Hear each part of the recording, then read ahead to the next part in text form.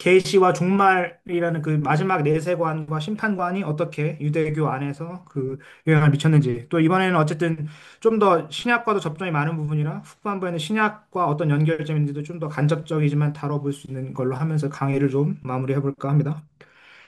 그래서 저희가 살펴볼 계관은 이런 식으로 정리가 되고요. 이번에도 좀 문헌의 폭이 넓지 않다는 것을 좀 부탁드리지만, 어쨌든 문헌을 최대한 연도별로 나눴을 때 형성되었던 다양한 종말관 및 그다음에 이제 계시 안에서 나타난 중재자들을 통한 심판과 내세의 논리가 어떤 식으로 좀 확장 혹은 이제 뒤집어지면서 반작용을 겪으면서 변화를 겪는지를 그 대략적인 조망도를 살펴보는 데 의의가 있겠다고 싶습니다. 그래서 먼저 죄송합니다. 지금 PPT가 공유가 안 됐습니다.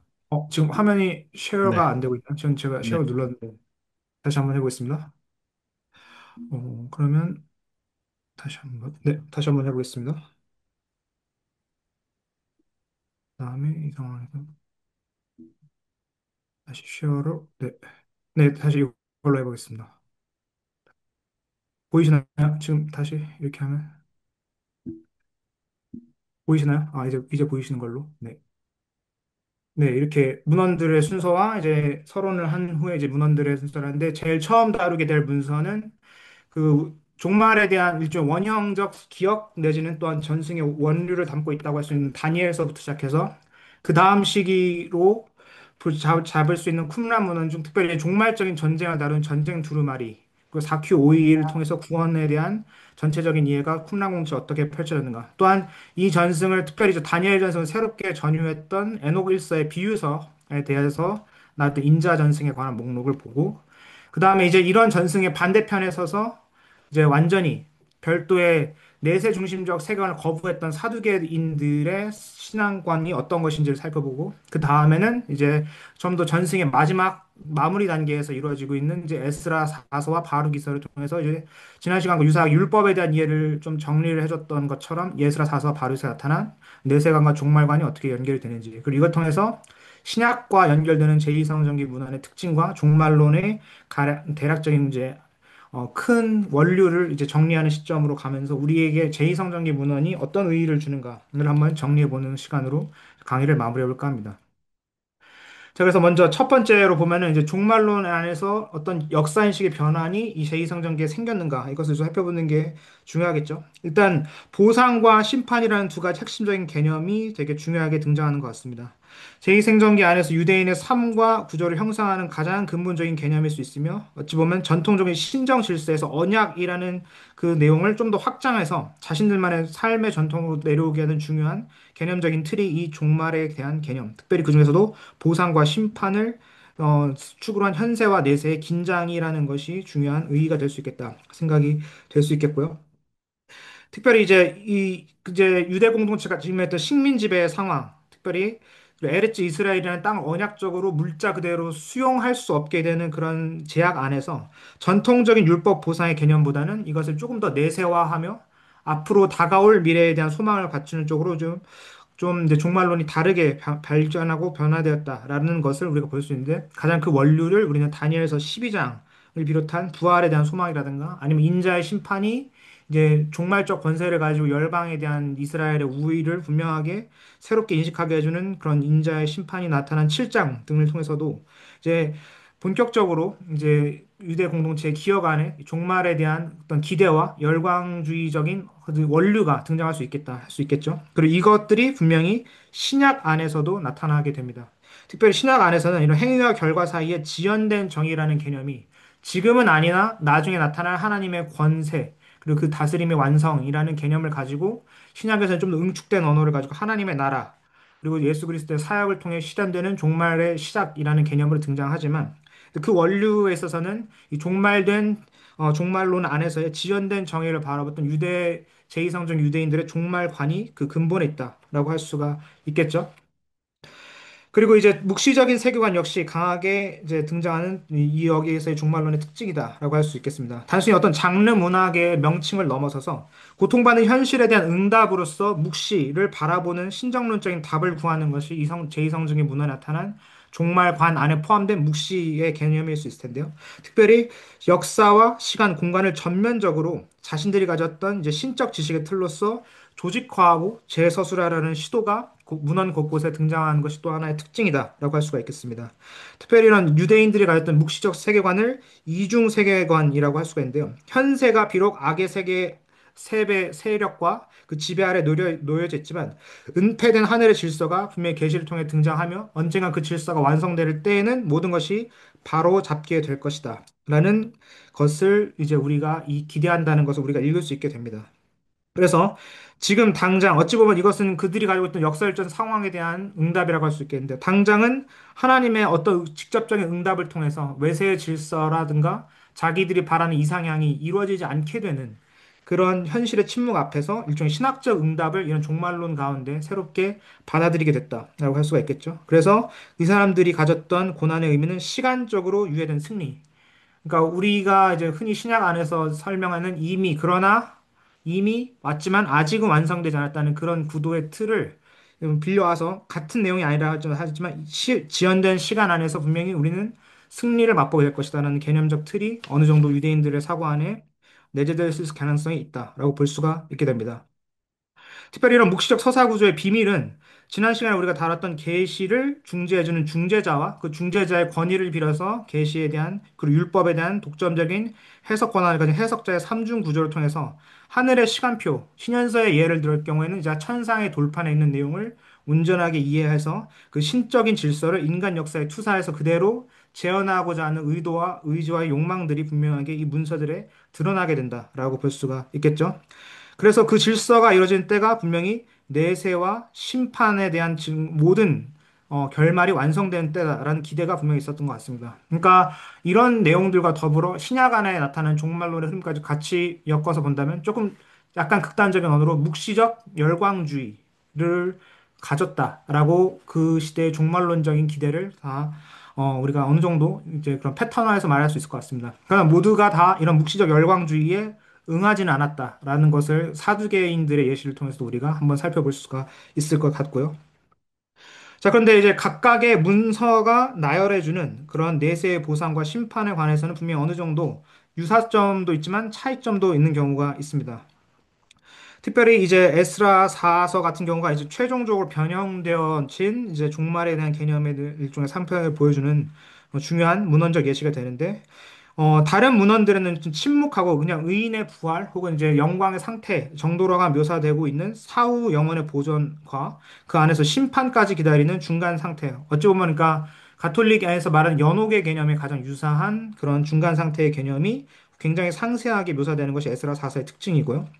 그렇게 함으로써 상세 전부터 정해진 수와 시간의 종말론을 완성한다는 개념으로 이제 새롭게 계시를 해석해 준다라는 경향성을 보여주고 있습니다. 이바로서 51장 같은 경우도 역시 에스라서와 유사하게 부활 이후의 의인의 모습이 천상의 존재처럼 변모한다는 종말 후 상태를 부각시키면서 일종의 쿰라 문헌의 빛의 아들들이 가졌던 영광의 승리의 모습을 굉장히 더 구체화해 구현해 준다라는 내용들이 나타나주고 있죠. 근데 이런 모든 전승의 원류라고 할 수 있는 엘 에녹서 같은 경우에는 사후 공간에 대한 개념이 등장하고 있지만 이런 식으로 자세하게 등장하고 있지는 않습니다. 진짜 각각의 수월 같은 구덩이에 거주한다라는 중간의 영역에 대한 명시적인 언급이 한 번만 등장할 뿐이지만 그것이 보편화된 어떤 구체적인 상황을 묘사하는 것까지 나타나는 것으로 보이진 않습니다. 그리고 이것은 사실 1 에녹서 22장에 있는 내용 사실상 다니엘서 2장에 있던 땅의 티끌 속에 자는 자에 대한 언급을 이제 봉독하면서 신학적으로 서술했다라고 볼 수도 있는 것 같습니다. 그러니까 각각의 중간 상태와 부활에 대한 여러 가지 어느 정도의 합의된 묘사가 있을 수 있다 할지라도 사실 모든 부분에 있어서 합치점을 이룬다든가 그렇진 않았고 또한 분명히 어떤 시간이 흐름에 따라 사상적 흐름의 변화가 생겼다라는 것 또한 우리가 살펴볼 수 있다라는 것이죠. 그럼 어쨌든 중요한 것은 단순하게 유대교는 어떤 종말론을 하나의 고안적 틀로만 치부하고 끝난 것이 아니라 자신들이 겪었던 역사적 고난과 신정론, 하나님께서 모든 악 가운데서 다스리시고 선을 이루신다라는 그 믿음의 사이에 진행되었던 신학적 전환을 보여주는 것이 이런 종말론적 이해의 틀들이다라고 볼 수가 있을 것 같습니다. 그래서 고통받는 현실이 내세의 보상, 특별히 이제 부활과 그 각각의 의인에 대한 심판을 이루시는 하나님의 공정한 기준에 맞추어서 하나님의 정의와 은혜가 전이되어서 그들의 고통받는 서사가 하나님과 함께 우주적인 내러티브로 전환되어서 결국은 모든 하나님의 은혜가 우주적 차원으로 확장된다라는 것을 보여주고자 했던 것이 어떤 이런 종말을 다루는 유대 문헌들의 공통적인 경향성이 될 수 있다라고 볼 수 있을 것 같습니다. 그리고 공교롭게도 이런 경향성은 신약 안에서의 종말을 통한 우주의 완성에 대한 개념과도 상당히 유사하게 우리가 그것들을 살펴볼 수 있게 된다라고 볼 수가 있겠습니다. 자, 그렇기 때문에 어느 정도의 긴장과 또한 종파가 내세만 차별성이 있다 할지라도 그것들이 문헌의 시대적 흐름에 따라 어떤 식으로 묘사되는지 개략적인 개관을 각각의 실제 문서의 예를 보면서 보면 좋을 것 같습니다. 첫 번째는 역시 다니엘서 7장이 되겠습니다. 여기 앞에 나와 있는 것들이 이제 대략적으로 이제 나와 있는 특징들이 될 수 있는데요. 첫 번째는 이제 다니엘 안에서는 이제 이렇게 상벌 개념이 가장 명시로 등장하는 장이 등장하게 됩니다. 또한 이제 묵시적인 시간 구조나 수수께끼 같은 코드화된 때가 지칭되는 것이 한때, 두때, 반때라는 개념 같은 것도 나오기도 하고 어찌 보면 이것을 묵시 사상의 가장 원류가 되는 기초적 전승이 된다라고 할 수가 있습니다. 특별하게 이제 인자 전승이 가장 특별하게 주목받아야 되는 다니엘서의 하나의 중요한 이제 문화 종말론에서 중요한 축이 되는데요. 다니엘서 7장에 등장하는 사람 같으니 이렇게 라는 본문을 통해서 내 지국의 짐승과 대비하는 초월적 인물의 다스림이 이 인물을 통해 구현되게 되는데 심판과 통치를 최초로 어떤 다니엘서 안에서 받는 수동적인 존재가 아니라 통치하는 적극적인 능동성을 생산하는 사람으로서 특별히 제국들을 심판하는 담론의 핵심을 이루게 됩니다. 그리고 이 인자전승의 중심축은 결국 이제 신약으로도 옮겨지게 되는데 그런 의미에서 이제 의미가 있다라고 할 수가 있겠죠. 특별히 하늘 구름을 타고 오는 인자가 짐승이의 제국들이 만들어 놓은 질서, 어둠과 혼돈의 질서를 완전히 깨뜨리고 하늘의 신적 질서를 대표한다라는 것을 통해서 결국은 지금 지상에서 겪는 고난들이 일시적인 권세고 폭력과 혼돈이 득세하는 시간은 잠시일 뿐이다. 그러나 영원한 통치와 하늘의 대표와 성도로 나타내는 하나님의 백성이 최종적으로 승리할 그림을 우리가 꿈꿀 것이다. 라면서 이제 제2성전기 유대 공동체가 했던 묵시적 소망의 그 원형적인 틀이 7장에 잘 나와 있다라고 할 수 있을 것 같습니다. 그래서 이 특별히 인자 비유는 1에녹 비유서에서도 중심적인 이미지로서 묘사되기도 하고 신약 안에서는 우리가 잘 알고 있는 텍스트인 마가복음 13장, 마태복음 25장 등의 인자의 심판 장면에서도 인유되어서 잘 등장하게 되고 있죠. 그렇기 때문에 결국 여기서 인자 전승 자체가 가진 심판자의 능동성뿐만 아니라 사실 최후의 승리에 대한 의인의 희망, 의인들이 소망을 꺾지 않아야 하는 이유가 이런 묵시적 비밀과 하나님이 감추어 주신 그런 계시에 숨겨져 있다라는 그 소망 구조를 우리가 살펴볼 수 있을 것 같습니다. 또한 이제 다니엘서 12장 2절 같은 경우가 히브리 성경 전체를 통틀어서 최초로 집단적 부활과 영원한 운명을 분명하게 진술한다라고 볼 수 있습니다. 원형적인 부활로서 이거 에스겔서 전승을 살펴보고자 하는 사람도 있었지만 이제 문맥 안에서 읽어보면 당연히 에스겔이 봤던 마른뼈 환상을 일종의 이스라엘 국가 전체의 어떤 중흥을 약간 묵시적인 언어, 그림 언어로 보여준 것이 개개열 집단을 보여줬다고 보기는 어려울 수 있는데 다니엘서 2장은 최초로 그런 부활에 대한 언급이 명시적으로 한 개인의 육체와 관련돼서 나와 있다라고 할 수가 있겠다라는 거죠. 근데 이것이 전통적인 히브리 사상과는 약간 단절이 이루어지는 부분입니다. 그러니까 왜냐하면 히브리 사상 안에서는 죽음 이후의 운명에 대한 명확한 관심을 두지 않았습니다. 정확히는 그 죽음 이후의 삶의 영역까지 그 미지의 영역을 따르는 것보다는 그 해벨에 맡기기보다는 지금 하나님과의 현세적인 집중을 조금 더 동행과 집중에 대해서 하는 것이 히브리 성경에 있는 전승의 일종의 일관된 흐름이다라고 볼 수 있는데 제2성전기는 이런 보상과 사후 상태에 대한 더 구체적이고 명확한 묘사에 대한 욕구가 확실하게 늘어났다라고 할 수가 있겠죠. 그 부분이 이제 일종의 차이점이다라고 할 수가 있는 것인데 그렇기 때문에 제2성전기 안에는 그러니까 왜 이런 보상 및 혹은 이제 사후 세계에 대한 많은 관심이 이전과는 다르게 좀 더 생겼는가? 특별히 바룩서 같은 것에도 보면 부활 이후의 상태와 영생과 또 영원한 수치를 대비하면서 명예와 수치의 개념을 따라 영원한 상급 또한 구별되어서 묘사하고 있는데 이것 또한 신약 안에서 등장하는 바울의 묵시적인 언어들과 상당히 닮아 있습니다. 그러니까 이런 것들을 보면은 물론 바룩서와 에스라사서 같은 경우는 상당 부분 신약의 후기 문서들과도 시간이 병행된 약간의 나중에 나온 문헌들이긴 하지만 결과적으로는 제 내세와 그리고 현세를 넘어선 최종적인 심판 질서의 도래에 대한 많은 염원이 1세기의 제2성전기를 같이 향유했던 유대인들에게는 공통된 관심사였다라는 것은 충분하게 우리가 이해할 수가 있겠죠. 또 이제 최초로 이제 묵시적 시간 구조가 이제 많이 코드화돼서 나타나는 예시가 나왔는데 여기 유명한 표현인 한때와 두때, 반때라는 개념이 나와 있습니다. 다니엘서의 종말 시기를 상징적으로 표현하는 시간 표현인데 묵시 문학에서는 신적 섭리에 따라 완전하게 날짜로 환원할 수 없는 이제 제한된 그러나 어떤 미스테리한 시기를 말한다라고 할 수가 있겠죠. 그런데 이 시기 자체를 일종의 코드화한 것 자체가 제2성전기 사람들이 가졌던 일단 문헌적 전략이 아닌가라고 우리가 추정해 볼 수가 있을 것 같습니다. 왜냐면 구체적인 시기를 알았을 때 그 시기 예언이 이루어지지 않은 거에 대한 그런 시한부 종말론의 폐해는 사실 이제 가까운 근현대사에서 우리가 봤던 종교운동, 특별히 한국 안에서도 2000년 말, 2000년이 초 되면서 이제 세기 말에서 세기 초로 전환될 때 있었던 해프닝들 봤을 때도 그런 여파와 반대급부가 있다는 걸 우리가 알 수 있게 되잖아요. 그러니까 다니엘서가 편집되면서 여러 번의 이제 코드화된 숫자와 이런 것들이 덧붙여지는 경향성이 있다는 걸 수업 시간에도 한번 다룬 적이 있었었는데 그런 것들을 통해 봤을 때도 결국은 한때, 두때, 반때라는 이런 특별히 이단과 이단이라는 이런 반복된 나열을 통해서 시기를 코드화하고 그 지금은 아니지만 그 언젠간 이루어질 때는 그 신비의 영역에 대한 여지를 남겨뒀던 것 자체가 일종의 하나의 종말론을 바라보는 전략이다라고 할 수 있는 것 같습니다.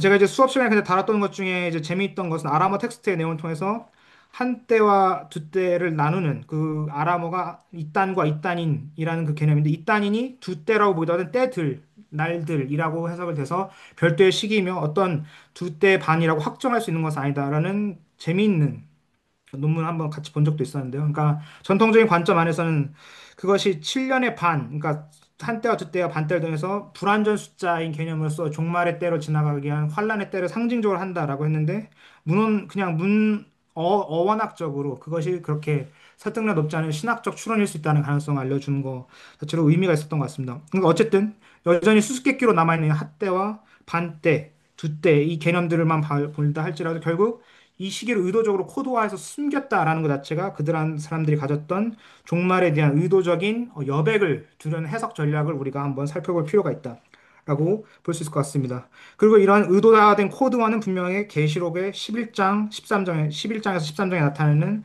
42개월 혹은 1260일 등의 개념 안에서도 우리가 확인할 수 있는 개념들입니다. 즉 역사적 해석 안에서 어떤 완결된 사건으로 보는 것이 아니라 계속 텍스트가 실현될 공간의 여지를 의도적으로 주면서 데리다의 말 표현에 의하면 차연의 개념, 물론 데리다는 그런 개념을 쓴 것은 아니겠지만 텍스트 의미가 이루어지지 않을 것처럼 일부러 그 오픈엔드로 열어놓은 듯한 그런 해석 전략을 우리가 여기서 볼 수 있다라고 보는 것 같습니다.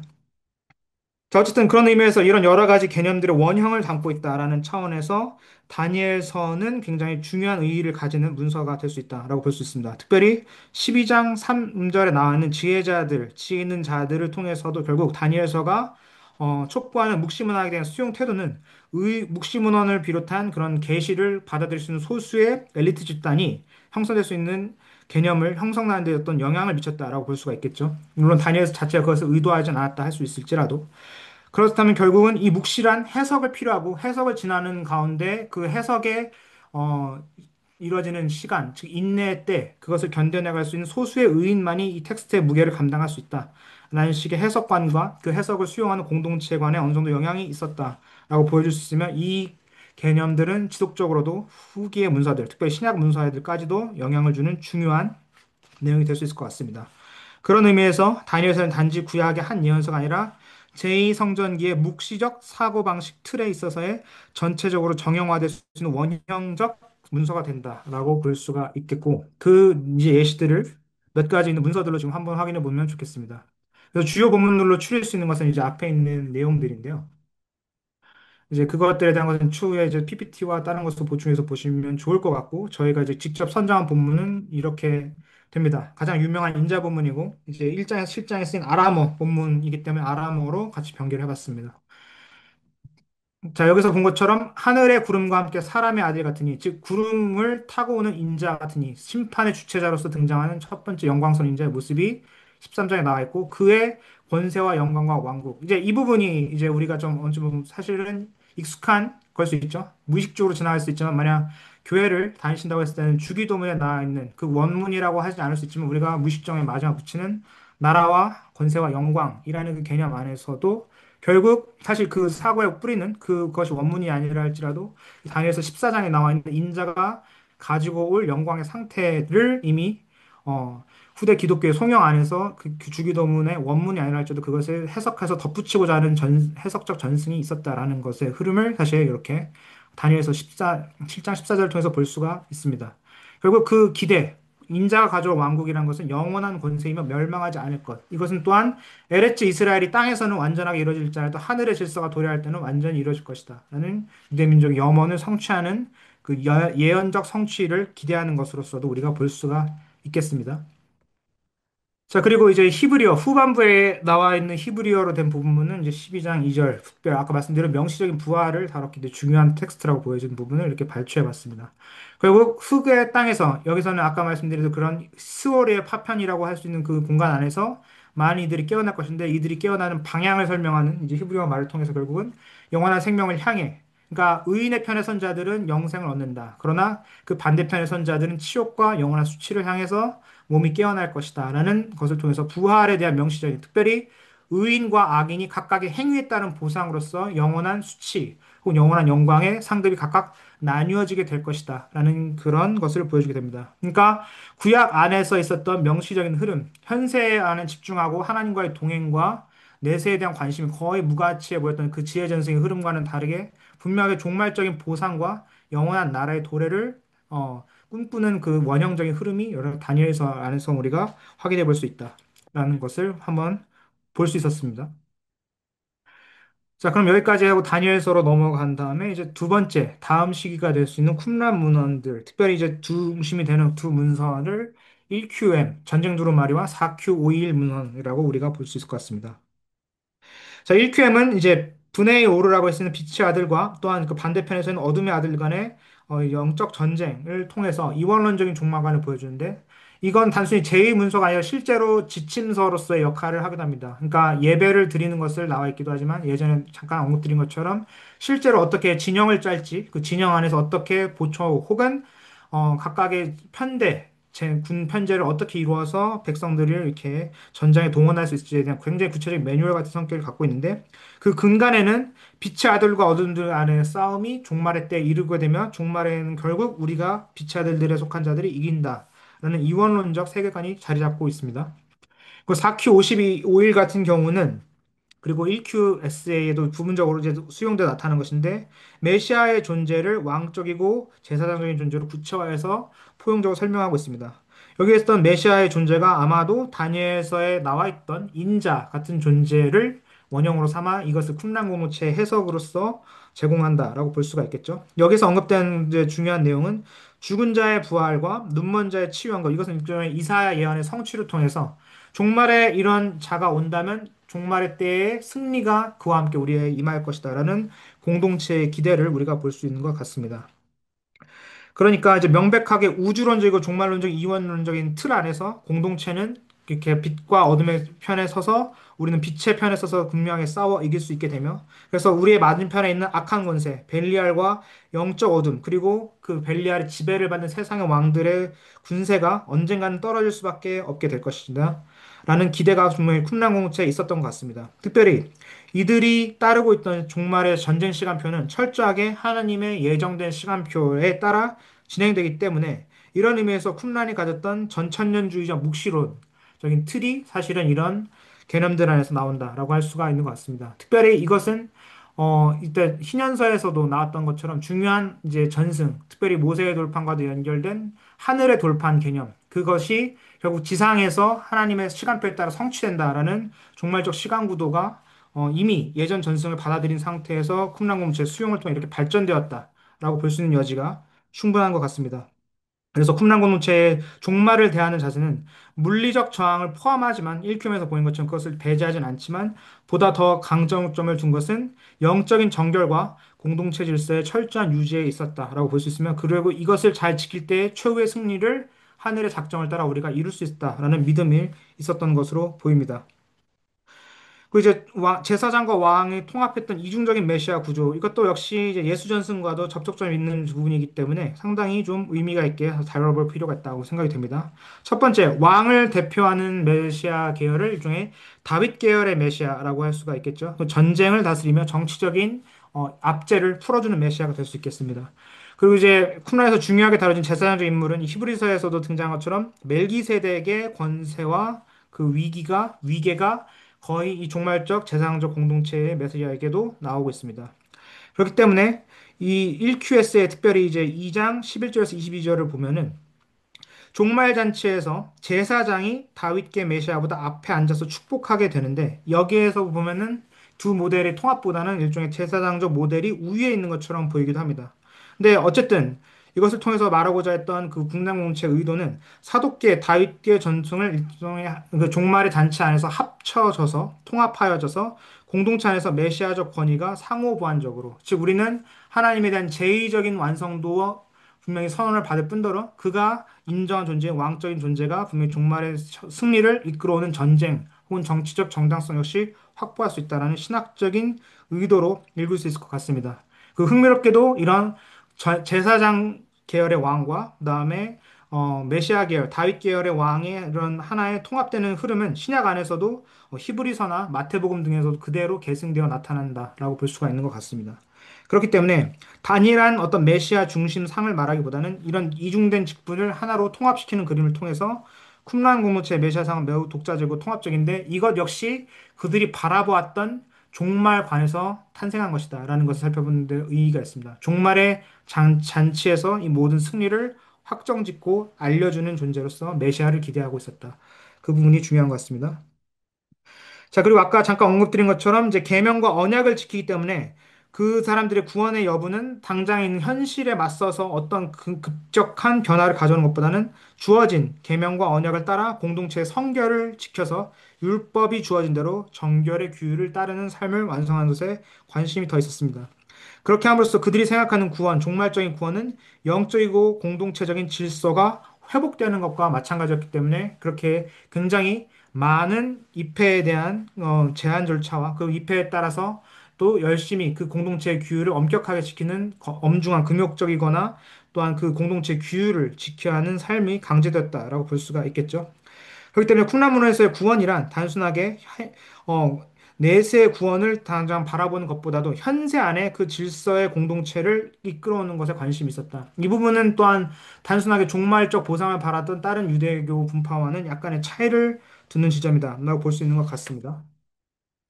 그리고 이제 4Q51에 특별히 나와 있는 이제 종말의 때 치유를 일으키는 메시아. 특별히 이제 4Q51은 명시적으로 죽은 자의 부활과 눈먼 자의 치유, 가난한 자의 복음이 된 즉 복음의 전파 등을 말하는 이사야적 예언의 종말적인 징표를 메시아의 도래랑 연결시켜주고 있는데 특별히 이제 35장과 61장의 종합된 메시지를 통해서 메시아가 가져올 회복의 징표를 나타내고 있는데 이것이 굉장히 좀 특별한 메시아적 성취를 말해주는 것 같습니다. 특별히 부활 자체가 단순히 어떤 상징적 상태, 죽음을 극복한 상태 혹은 이스라엘의 회복을 의미하는 것이 아니라 명시적으로 죽은 자를 데려올 정도의 권세, 죽음의 권세를 초월한 자가 온다면 메시아를 통해서 이런 구원이 이 땅에 이르게 되었다라는 개념을 우리가 볼 수 있게 되는데요.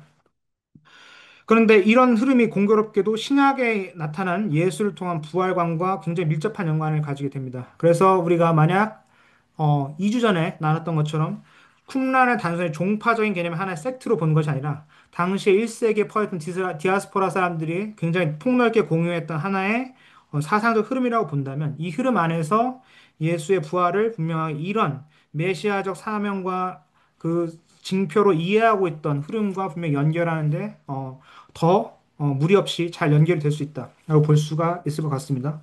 그렇기 때문에 어쨌든 메시아적 회복이 단순히 율법 질서의 정립을 넘어서 실질적 생명과 회복, 특별히 부활이라는 사건과 육체적인 치유로 단정되는 내세적 종말론의 현재화되는 그 경향을 우리는 4Q51에 보게 되는데 이것은 굉장히 신약적 예수 그리스도의 사역을 신약자들이 이해했던 방식과 굉장히 밀접한 연관이 있어 보인다라고 우리가 한번 정리해 볼 수 있을 것 같습니다.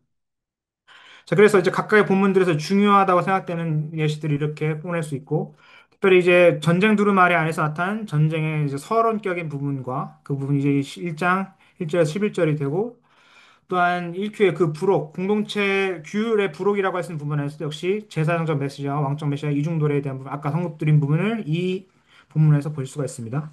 자, 그리고 아까 말씀드린 그런 이제 이사야적 예언의 성취가 나타난 4큐 5일에 해당 본문은 이제 마태복음 11장 5절 혹은 이제 누가복음에서는 이제 나사렛 선언이라고 알려진 소위 말하는 4장 16절 30절에서 나와 있는 이사야의 성취를 언급하는 부분과도 상당 부분 많은 영향을 주었을 것으로 보이는 구절이 이렇게 나와 있습니다. 자, 그리고 이런 문헌들의 예시를 한번 실제로 보면서 또 한번 보면 좋을 것 같습니다. 전문이 남아있지 않기 때문에 이제 부분 회복이라는 부분을 가지고 이렇게 설명을 하는데, 이제 아까 말씀드린 그 4큐 5일의 본문 이거죠.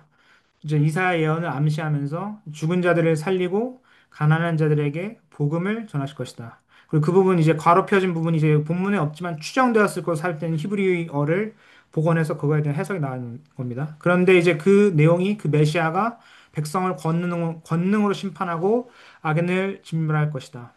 그러니까 막연하게 이사야적 예언을 성취로 둔 것이 아니라 만약 복원된 히브리어 내용이 원래 읽기였다라고 우리가 이해를 하게 된다면 결국 이런 징표를 가져온 존재가 바로 하나님의 질서를 의인에게는 완전한 승리를 악인에게는 심판을 주는 그 메시아로서 이룰 존재다라는 것을 확인해 주는 것이 되죠. 그리고 이것과 이제 연결이 될 수 있는 그런 이제 종말적인 이중적 그 세계관을 보여주는 그 구절이 이제 전쟁 두루마리 1절이죠. 특별하게.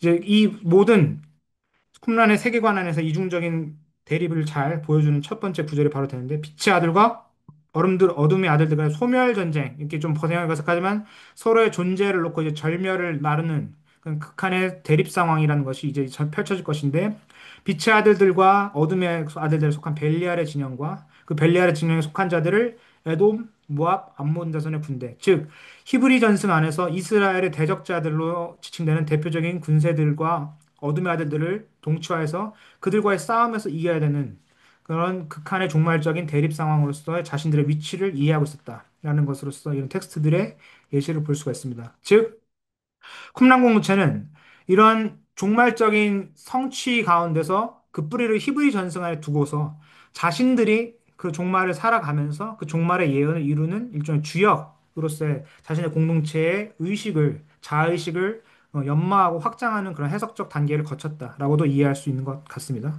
그리고 이런 것과 유사한 공동체 의식이 초대 기독교 공동체에도 있었다라고 보이죠. 예수를 따르는 자들이 자신들의 진정한 구약적 예언, 즉 히브리 성서의 전승을 온전하게 성취하면서 그로 인해 완전하게 이뤄질 하나님의 뜻이 우리 공동체, 우리가 살아가는 종말의 때를 살아가는 삶의 양식에 따라 결정될 것이다. 그러니까 이런 공동체적 자의식의 접점 같은 것도 쿰란과 초기독교 안에서 유사성 가운데서 우리가 한번 살펴볼 필요가 있다 하고 정리해 보면 좋을 것 같습니다. 그래서 전생의 다음 이제 과도기적 단계라고 볼 수 있는 에녹 1서의 비유서 부분으로 넘어가서 보면 좋을 것 같습니다. 아까 말씀드린 것처럼 다니엘서 7장의 그 인자 전승을 굉장히 확대해서 이 비유책 전체가 그 인자 전승에 대한 주회적 확장이라고 할 수 있을 정도로 굉장히 그거에 많은 의도를 하고 있는 내용인데요. 그래서 다니엘서가 묘사하고 있던 인자의 그 묘사, 도상이라고 표현했지만 어찌 보면 인자 묘사와 인자의 도식들 같은 것들을 굉장히 확장해서 보여주고 있으며 그것들을 통해서 초월적인 심판자의 부각이 나타나고 의인과 악인이 구별되는 이중적 분리를 그 인자의 심판의 능동성을 통해서 나눠지게 된다라고 볼 수가 있습니다.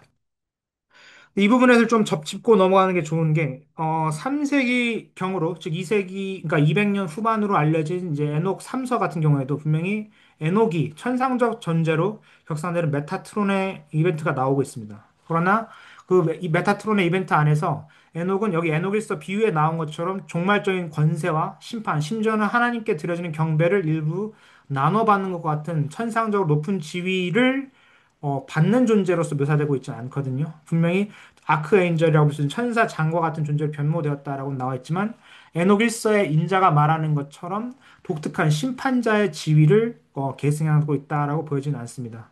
그래서 리차드 부캄도 자신의 신적인 정체성 기독론을 얘기할 때도 에녹 1세의 인자가 거의 유일한 예외다라는 걸 인정할 정도로 그러니까 여기서의 다니엘서 전승을 확장해서 수용한 이 에녹 1세의 독특한 그 지류, 신학적인 수용과 지류를 우리가 한번 그 독특성에 집중해 보는 것이 의미가 있겠다라고 생각을 해볼 필요가 있겠습니다. 자, 어쨌든 다니엘서의 묘사가 그래서 부분적으로는 심판의 권능을 묘사하고 있지 않았지만 보다 노골적이고 메시아로서의 그 권위를 부각하는 것이 여기 에노길서에 있는 인자 전승에 분명히 나와 있다라고 볼 수가 있습니다. 특별히 에노길서의 비유서 인자를 이제 한마디로 정의하자면 이렇게 얘기할 수가 있겠죠. 심판하는 메시아로서의 인자라고 정의할 수가 있게 되는데 다니엘서의 묘사가 약간 암시적으로 메시아적 성격을 띠고 있는 반면에 비유서에서는 심판, 그로 인한 또한 이제 열방과 만물로부터의 경배를 받는 그런 장면까지가 잘 묘사되고 있습니다. 그 독특하게도 메타트론의 이벤트로 이제 에녹 전승에서 부분적인 타락을 이뤘던 에녹 3서와는 다르게 이런 에녹 1서의 인자 전승을 계승한 것이 이제 에스라 4서와 바룩서에도 부분적으로 등장하는 인자 개념이 될 수 있다라고 할 수가 있습니다. 그러니까 독특한 인자의 지류에, 그러니까 다니엘서의 해석의 또 하나의 독특한 층으로서 우리가 별도로 우리가 깊이 살펴봐야 되는 부분이 에녹 1서의 비유서 부분의 인자가 된다라고 할 수가 있겠고, 그렇기 때문에 이런 것이 이런 메시아의 역할에 대해 확장으로서의 인자된 인자의 그런 표시와 그런 묘사가 단순히 하나님 곁에서의 존재에서로 머무는 하나의 그런 천상적 존재로 끝나는 것이 아니라 역사와 우주를 심판하고 구속하는 주체로서 전환된다는 데 의의가 있으며, 사실 이 관념이 신약의 예수가 인자 언어를 쓸 때 의도적으로 암시된 층과 연결된다는 부분에서도 의미가 있겠죠. 그러니까 여기에 나타난 인자 전승의 원류는 결국 후기의 기독론적 논의에서의 그 예수에 대한 논의의 형성에서의 결정적인 배경이 된다라고 우리가 분명하게 이해하고 넘어갈 수 있을 것 같습니다. 자, 또 간단하게 살펴볼 개념은 이제 의인과 악인의 분리와 동시에 생명책의 기록과 심판이 보편화된다라는 개념이 나와 있습니다. 즉 후대 묵시 문학 안에서 이제 다니엘서 1장 12장 1절에 나와 있는 것처럼 이제 생명의 책을 암시하는 책에 기록된 자들의 개념이 이 에녹 일서에서의 확장과 그 후의 전승을 받아들인 다른 책들에서도 반복적으로 나와 있게 되는데, 특별히 1 에녹서에서는 47장과 그다음에 이제 에녹 일서의 부분은 아니지만 108장에서도 이런 내용에 대한 언급이 나와 있게 되고, 에녹 전승을 그대로 계승한 에스라 4 에스라에서 6장 7장에서도 기록된 자들, 지혜 있는 자들 생명책의 개념이 나오고 있습니다. 즉 이미 심판을 받아들여서 하늘에서 이미 결정된 상태가 있으며 그것을 선포하는 능동적인 인자가 이미 심판에 대한 완전한 완전성을 가지고 이 모든 것들을 완수해 갈 것이다라는 개념이 나와 있다라는 거죠. 그러니까 쿰란 공동체처럼 공동체적인 정체성으로 이런 이원론을 확장하지 않았지만 종말의 때에 분명히 어떤 기준을 가지고 인자가 심판을 통해서 하나님의 백성과 그것들이 아닌 사람들을 나눈다. 그리고 그 심판은 비가역적이라 결코 돌릴 수 없을 것이다. 라는 내용까지도 이 에녹 전승 안에서 우리가 살펴볼 수 있게 됩니다.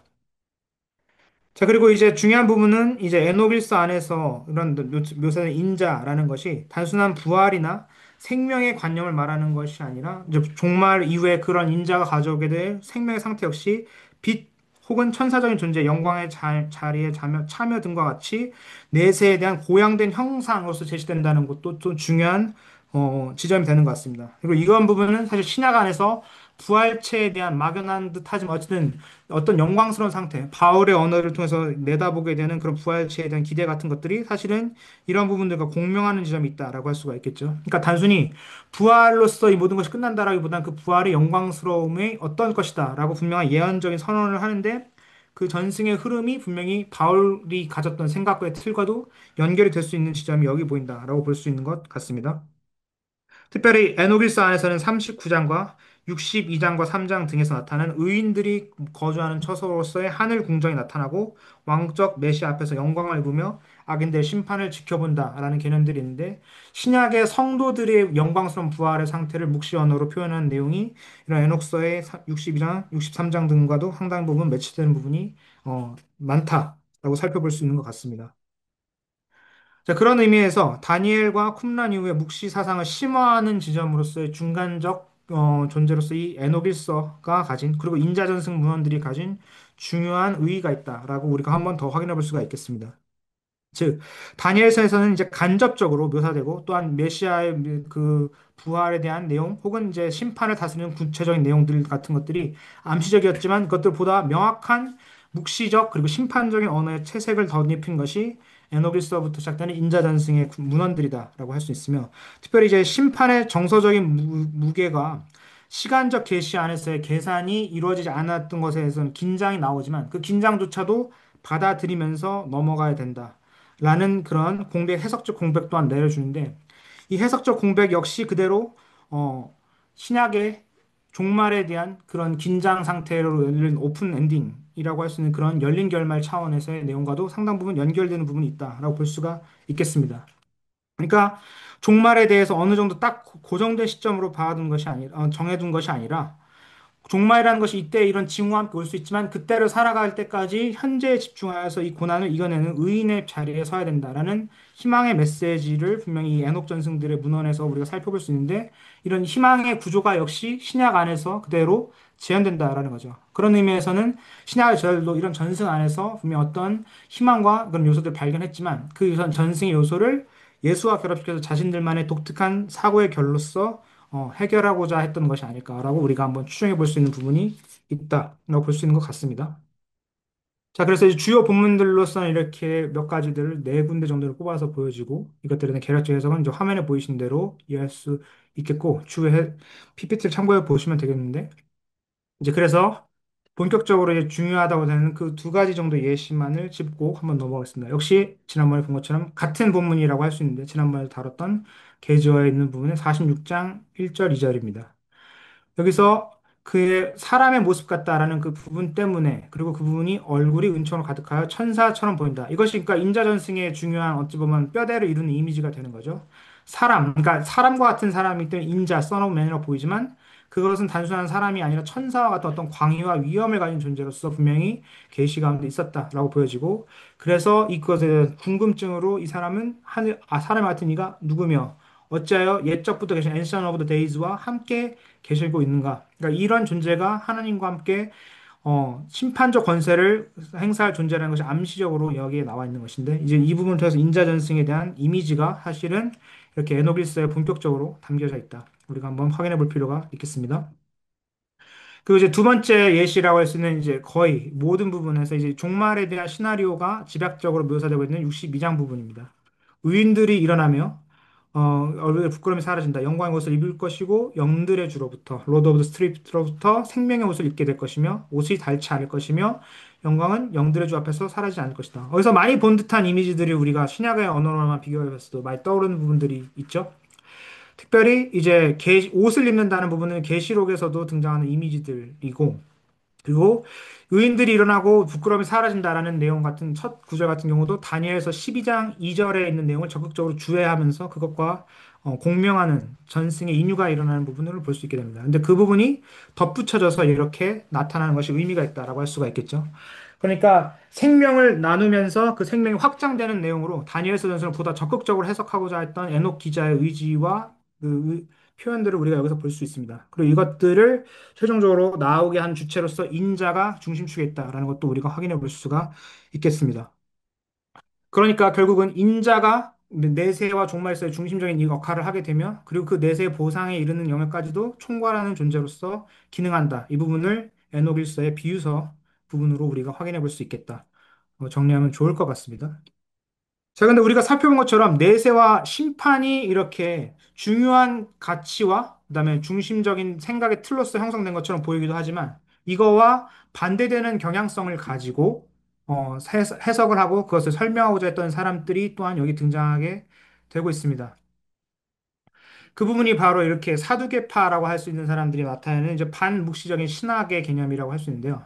여기에 이제 크놀이라고 쓴 그 부분은 학자인데 최근에도 이제 번역된 신의 설계자들이라는 책을 썼던 이스라엘의 유명한 이제 학자 랍비겔의 연구자이고 되게 유명하신 분이라고 알고 있습니다. 이 부분이 쓴 이제 최신 책 중에 하나가 더 메시아 컴프론테이션이라고 메시아 충돌이라고 알려진 지극하는 책인데 수업 시간에 다뤘거든요. 이 책의 중심 내용은 이제 사두개인과 바리새인들이 특별히 예수의 심판정에 써 있는 그 의견 충돌을 통해서 그들이 가지고 있던 메시아관과 내세관의 대립을 본격적으로 중심축에 놓고 쓴 책인데 더 메시아 컴프론테이션 이 책 안에서 바리새인들과 대비되는 사두개인들의 신앙을 일종의 탈보상주의라는 현세 중심의 일관된 철학적 틀이었다라고 정의를 해준 부분이 굉장히 인상 깊었습니다.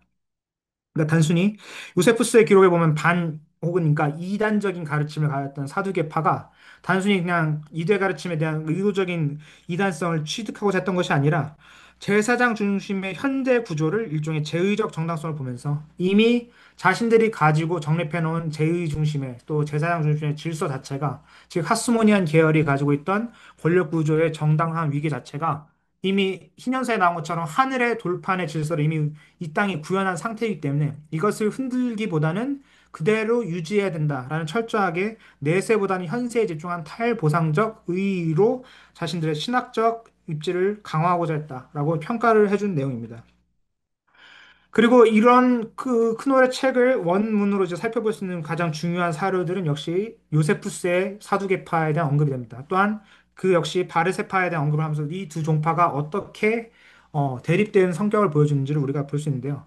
요세푸스의 언급을 미리 살펴보자면은 사두개파에 대해서는 부정적인 언어로 분명히 언급하는 것 같고 그들의 가르침이 이단적이다. 헬라어로는 아이레스라는 표현까지 쓰면서 했기 때문에 분명히 이런 가르침이 주류적인 것이 아니었을 뿐더러 요세푸스 자신도 사두개파의 가르침에 동의하지 않았다라는 것은 분명히 알 수 있습니다. 그러나 중요한 것은 크놀이 지적한 것처럼 단순히 그들이 이단성을 고집하고자 했던 독특한 종파라기보다는 쿰란이나 바리세파가 꿈꿨던 내세관 종말적인 묵시의 성취를 이루는 승환보다는 지금 이루어진 셀류커스 왕족으로 이루어진 제사장 계열의 왕정 통치를 정당화하고 그것을 유지하고자 했던 정치적으로서는 현재 그것이 가장 자신들의 기득권을 보장해주는 것이기도 했지만 단순히 그런 기득권에 영합한 신학이라기보다는 자신들 스스로가 그런 확고한 신학적 해석적 틀이 있었기 때문에 이런 일관된 흐름을 굳힐 수 있었다라고 보는 것이 사두개파에 대한 또 하나의 접근일 수 있다라고 제안해 준 점에서 크놀의 해석이 상당히 좀 의의가 있을 수 있다라고 볼 것 같습니다. 어쨌든 묵시 문헌과의 배경과는 굉장히 반대편 노선에 선 극단의 또 다른 반대편이 선 사람들을 사두개파인들이다라고 볼 수가 있을 것 같습니다. 자, 그래서 탈보상주의라는 것이 그럼 어떻게 일관된 신학적 틀이냐라는 부분만 한번 짚어본 다음에 한번 넘어가면 될 것 같습니다. 그래서 사두개파는 내세에 대한 부정을 단순히 그들의 결핍에서 본 것이 아니라 신학적 일관성을 가지고 비종말론적 율법 신학이라고 해서 일종의 논 아포칼립틱 할라킥한 트레디션을 가졌다. 즉, 같은 할라카적 해석을 보더라도 바리새파와는 다르게 묵시적 색깔을 아예 제거한 상태로서 보는 것이 사두개파의 신학의 전형이다라는 것이 크놀의 분석이었습니다. 그렇기 때문에 사두개파가 바랐던 것은 종말과 내세에 있었던 보상이나 형벌의 기대기보단 지금 현재 질서에서 이루어지는 집행과 율법 자체의 내재적인 질서가 훨씬 중요하다. 그것이 현재 사회와 종교 질서를 구축할 수 있는 큰 힘이다. 이 관점의 차이가 사두개적 신학의 발흥에 굉장히 큰 영향을 미쳤다라고 볼 수 있을 것 같습니다. 즉 그런 의미에서 사두개인의 관점에서 의로움이란 율법 자체의 실천 자체로 이미 완결된 상태이다. 그렇기 때문에 보상이 필요 없게 된다라는 거죠. 그래서 논 리워드 한 그것을 바라는 관점으로서 그렇기 때문에 지금 현재 사회 질서가 그런 보상 없이 유지가 된다면 충분하다라는 것이 그들의 일관된 입장이다라고 볼 수가 있겠습니다. 그렇기 때문에 바리새파는 율법과 복과 내세 보상이라는 건 일종의 거친 그들의 신학적 도식이라고 볼 수 있다면 이와 반대되는 사두개파들의 내용은 지금 이 신학은 곧 성전, 지금 이루어진 성전 체계와 율법과 현실 권력을 유지하는 것이 가장 중요한 율법의 정신의 성취의 정신의 완성이다라고 이해를 한다라고 볼 수가 있겠죠.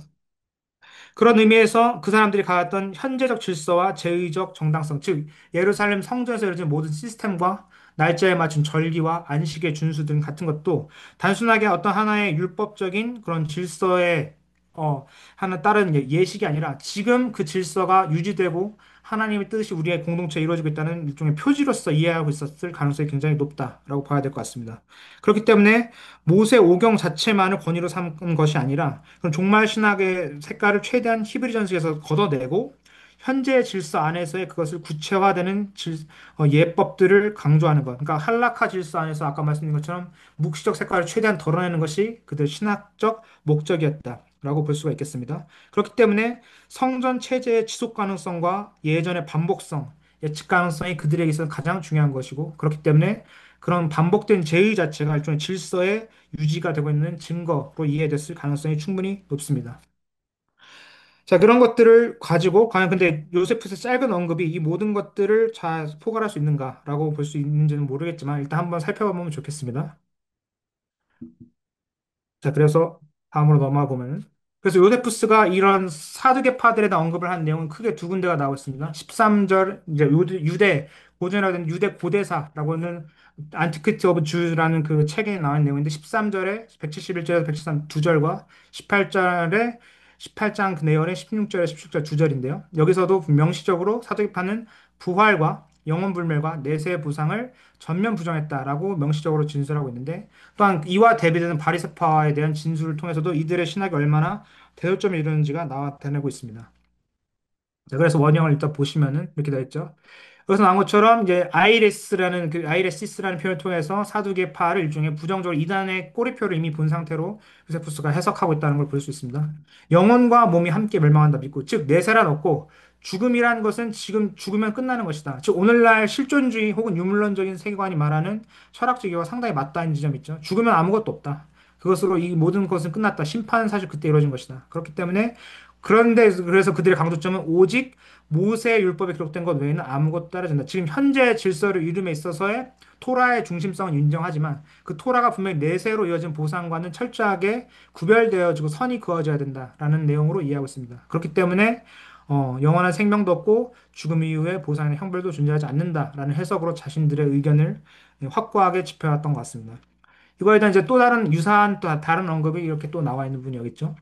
사두개파에 대한 주장에 대해서 이렇게 나와 있는 부분인데 모든 것은 사람의 때의 자유의지에 달린 것이며 영혼은 몸과 함께 사라지며 어느 한쪽에 결정된 운명도 없고 죽음 위에 보상이나 형벌도 존재하지 않는다.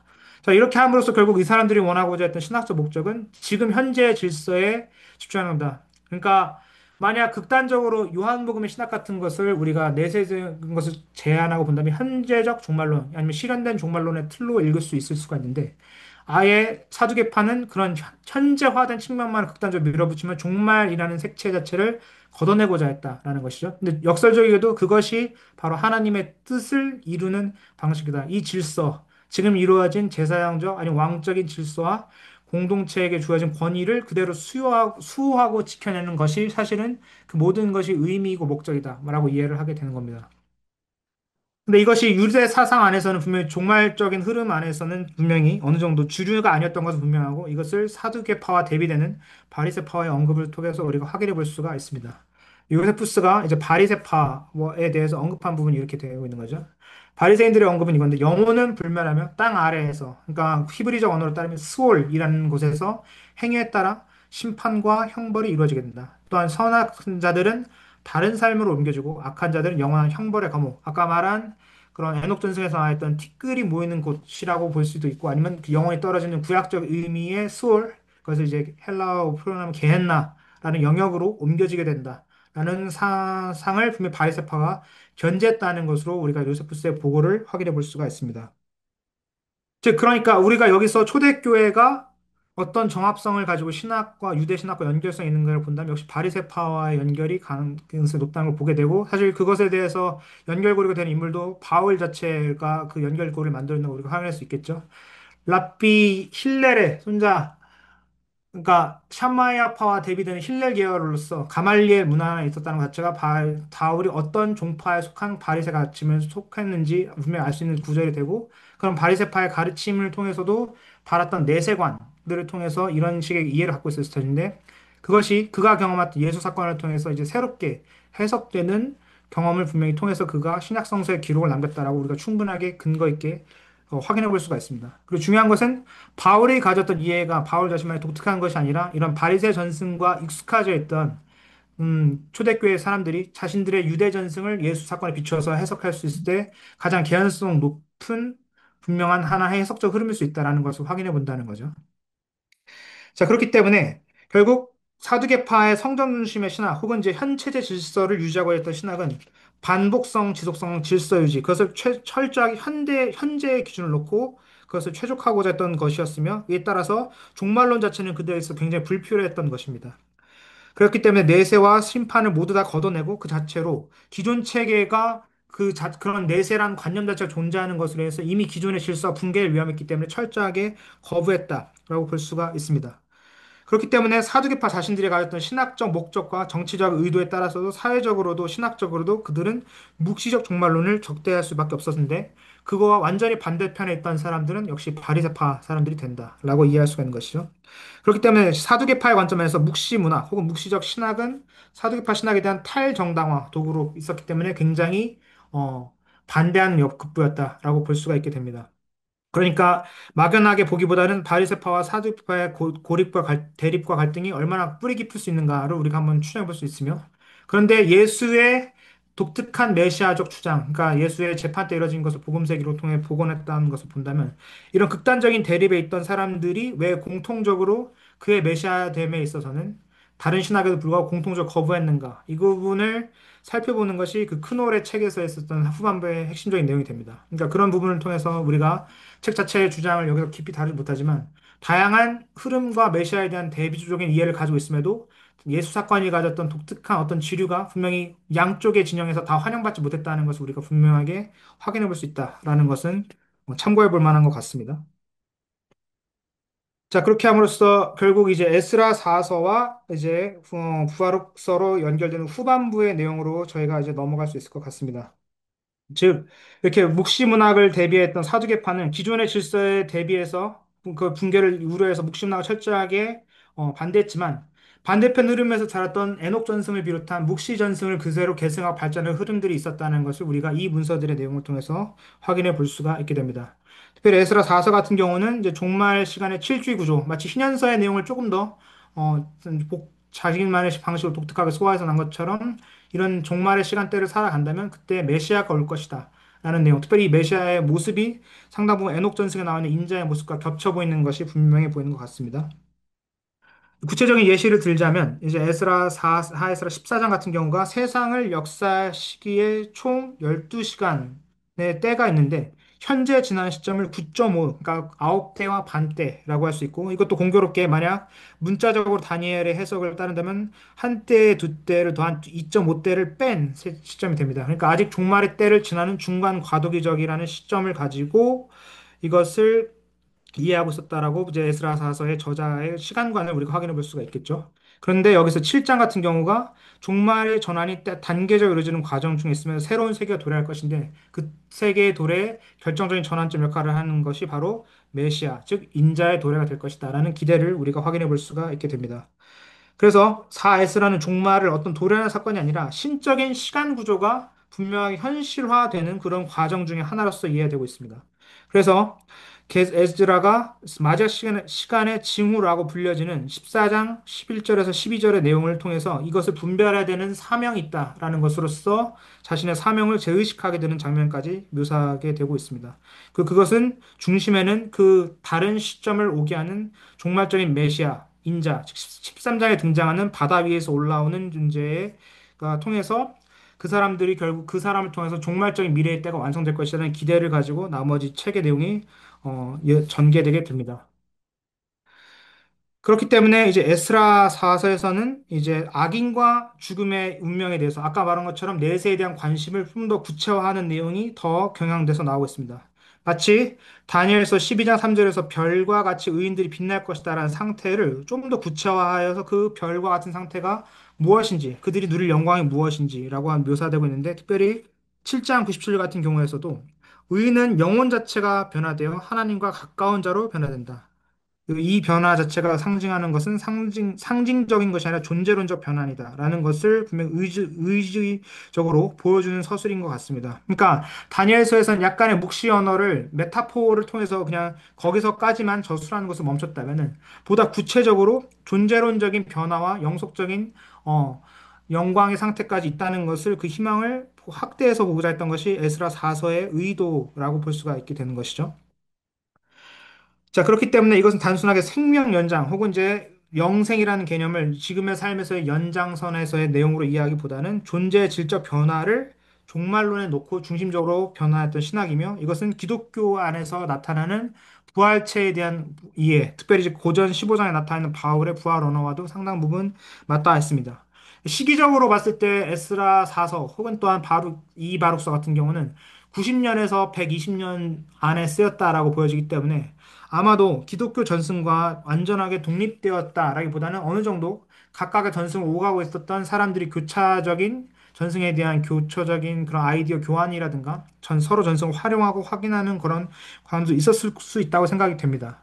중요한 것은 기독교에 영향을 주었든 아니면 이것이 받았다는 그 자체보다는 그 당시에 관심사가 부활 안에서 단순히 그 부활 자체가 있다라는 사실을 넘어서 부활을 누리게 된 사람들의 존재적인 상태 변화는 무엇인가까지로 그 존재론적인 변화까지로 그 물음증이 궁금증과 무게중심의 추가 옮겨져 갔다라는 것이 되는 것이죠. 그리고 그것은 당시에 사람들이 가졌던 아마 역사적인 정황과도 분명히 어느 정도 연결이 됐을 거라고 보지만 우리가 이것을 완전하게 다 알 수는 없을 것 같습니다. 그리고 분명히 그런 묵시적 열광이 끝나고 제2성전기 문헌이 이제 마무리가 될 시점에는 분명히 이런 열광이 한풀 꺾이게 돼서 후기의 문헌들에서는 다른 식으로 표현된다는 걸 알 수 있지만 적어도 1세기에서 2세기로 넘어가는 무렵에는 유대인들의 공통된 관심사가 의인의 영광스러운 부활 후, 죽음 후의 상태까지가 어떻게 될 것인가에 대한 분명한 답을 내리는 것에 있었다라는 것을 한번 살펴보는 것에 의미가 있겠습니다. 자, 그래서 이제 바룩서의 내용으로도 넘어가 보면 좋을 것 같은데요. 제2바룩서도 역시 유사한 관점을 에스라 4서와 보여주고 있습니다. 특별하게 49장에서 51장에서는 의인의 부활 후 상태가 변화된 육체로 묘사되면서 아까 나와 있었던 에스라 4서보다 어떤 측면에서는 보다 더 구체적인 언어를 통해서 존재를 묘사해주고 있습니다. 여기서 예시된 언어들을 이렇게 살펴보면 이렇게 몇 가지가 등장합니다. 빛의 옷을 입은 상태, 천사와 같은 상태 혹은 하늘의 영광에 참여한다. 라고 하면서 의인의 육체가 이전과는 다른 더욱더 빛나는 형태로 변화되며 더 이상 죽지 않고 고통받지 않는다. 이것은 이제 계시록 안에서 새 예루살렘에 이뤘을 때 새로운 생명이 완성되는 그런 내용들과 상당 부분 겹치는 내용이 되게 되죠. 그래서 이런 것들을 통해서 보면은 결국 다니엘서 12장 3절 혹은 4 에스라 7장 97절 영광스러운 상태와 유사하면서도 보다 더 한결 더 변형된 육체가 지속성을 가지고 전제론적인 정화, 즉 더 이상은 더럽혀지지 않고 깨끗해지는 상태가 강조된다는 것이 바룩서에서의 부활체의 모습, 묘사에 대한 특징이 됩니다.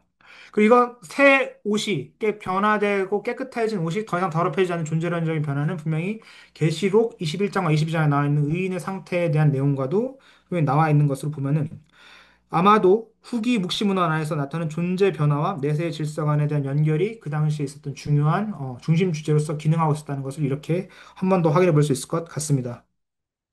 그래서 제2 바룩서가 나타나는 것을 통해서 보면 결국은 이런 환난을 아마도 부활체에 대한 역사적으로 강한 강조의 이면에는 사실 그들이 겪게 됐어야 되는 당시 역사적 사건 안에서의 환난과 공포와 고통이라는 그 틀을 통과해야 되는 것이 어떤 분명한 계기가 되었다고 보여지는데 그래서 제이바룩을 평가한 어떤 학자의 그 평가에 따르면 이 바룩서는 파괴와 슬픔을 통해 의인의 소망을 정당하며 회복을 철저하게 신적 개입에 의해 주어지는 소망으로 표현한다라고 묘사하고 있습니다. 그러니까 역설적으로 강하게 부활체와 그 부활 너머의 새로운 질서의 도래를 구체적인 언어로 묘사하는 만큼 현실 세계에서 겪어야 될 파괴와 슬픔, 아마도 특별히 제2성전이 파괴된 예루살렘 파괴 직후에 느꼈던 일종의 공동체적 트라우마 혹은 이제 바르코크바 항쟁이 약 15년 앞두어진 이제 멸망의 시점이 다가오는 즉 종말의 때가 임박했다는 것을 시기적으로 느끼게 되는 공동체적 위기감 안에서 이런 역사에 대한 최종적인 승리가 그들의 묵시적 세계관에 있을 것이라는 소망을 붙잡고자 했던 것이 바룩스 안에 있었던 강한 내적 동기가 될 수 있지 않을까라고 생각해 볼 수가 있는 것 같습니다. 그래서 여기에서는 이제 시간의 압축과 절단 같은 통해서 결국 현재의 시간이 아니라 그때 사람들은 시간도 셀 수 없게 될 것이다는 최종적인 종말 상태가 이제 시간마저 초월하는 상태가 될 것이다. 라는 묘사까지도 나와 있습니다. 그것은 이바룩서 20장 1절에서 2절에 나와 있고요.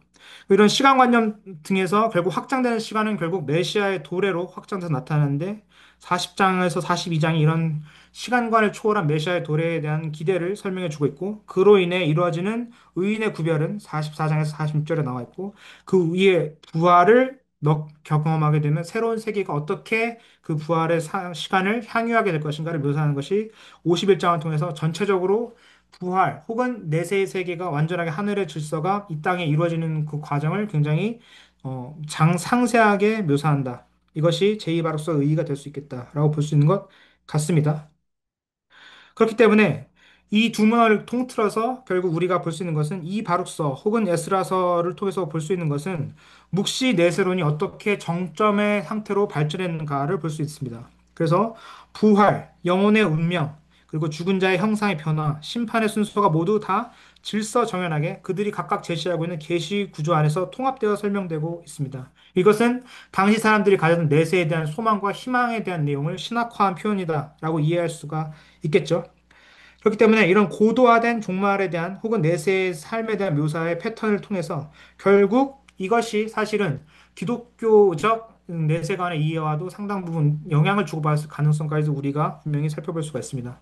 그러니까 시기적으로도 겹칠 뿐만 아니라 기독교 안에서도 분명히 후기적인 종말의 때가 바울이 초기 서간에서 보였던 내용과 이제 종말의 파루시아의 지연을 경험하면서 묘사하는 종말의 때에 대한 염원의 변화가 분명히 어느 정도 우리가 관찰할 수 있는 사실인데 이런 내용이 바라면서 결과적으로는 더욱더 내세에 대한 구체적인 소망과 희망을 묘사하는 그 신학의 흐름을 우리는 계시록 같은 내용을 통해서 확인해 볼 수가 있는데 그 신학적 발전의 양상이 유대문헌 안 내에서는 제2바락스와 4에스라서로 이어지는 묵시문학의 신학적 발전의 궤와 상당 부분 유사하게 겹치는 부분이 있다라고 우리가 한번 보는 것이 유의미한 것 같습니다.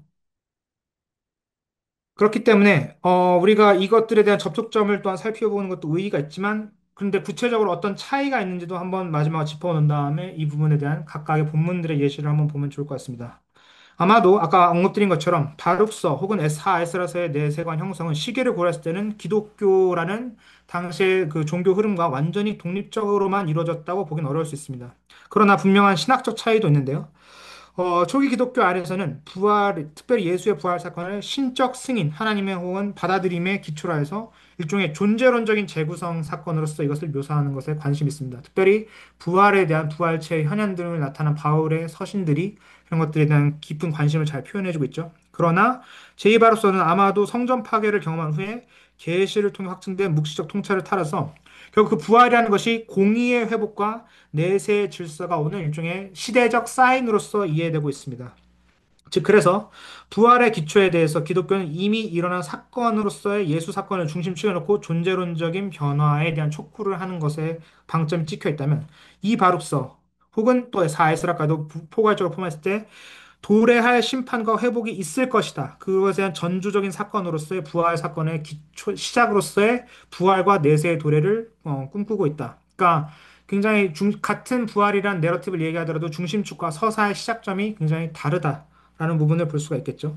또한 이바룩서 후반부 같은 경우는 메시아 개념이 언급이 안 되는 것은 아니고 희미하게 유지되지만 사에스라서의 인자가 분명히 그런 중심축 갈등과는 다르게 의인과 부활과 그다음에 내세 질서가 회복을 하는 데 있어서 일종의 전조적인 인물, 즉 사인 피규어로서 부분적으로 희미하게 등장할 뿐입니다. 그러나 예수 중심의 기독론을 가지고 보다 부활의 사건을 전면에 내세우면서 모든 신학의 중심축에 놓고자 했던 초대교회의 문헌에서 보여진 최소한 신학적인 전략과 접근과는 이런 부분에서 좀 차이가 생기는 것이 있죠. 그러니까 이바룩서에서의 메시아는 일종의 장을 여는 일종의 시대적 기능적인 인물인 반면에 예수 그리스도의 부활과 그가 이루어진 사건 자체는 기독교 신학의 분명한 하나의 중심축이자 대들보라고 할 수가 있습니다. 왜 그런 차이와 강조점이 다르게 만들어졌는지에 대해서는 역시 우리가 각각의 종교 전통이 어떤 전승을 가지고 발전했는지를 개별적으로 살펴볼 필요가 있습니다.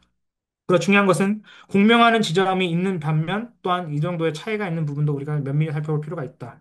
라고 정리하면 좋을 것 같고 각각의 주요 본문들에서 대해서 먼저 4에스라서에 대한 내용을 먼저 살펴보고 넘어가도록 하겠습니다. 그래서 우리가 본 것처럼 이제 몇 가지 중요한 단어, 특별히 이제 14장, 13장 전체가 그런 에녹 전승에 나와 있는 인자의 언어를 그대로 차용한 듯한 내용으로 전개되고 있다라는 것을 특기하시면 좋을 것 같고요.